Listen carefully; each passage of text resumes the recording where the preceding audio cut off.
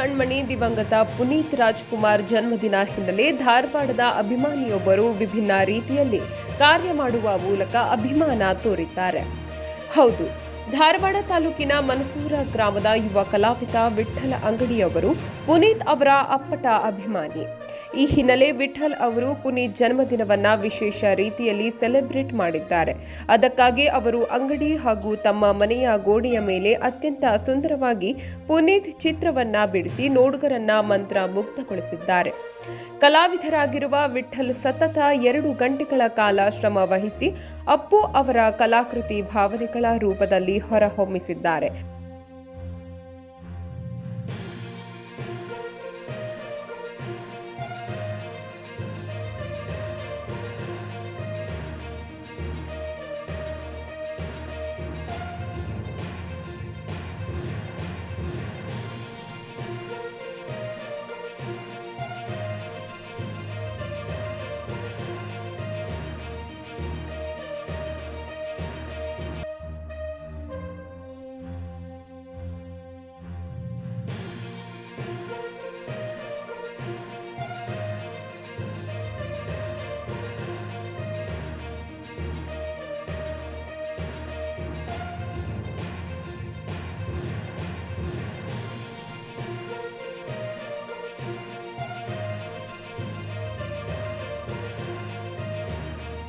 ಚಿತ್ರ ಬಿಡಿಸುವ ಮೂಲಕ ಅಭಿಮಾನ ಮೆರೆದ ಯುವ ಕಲಾವಿದ.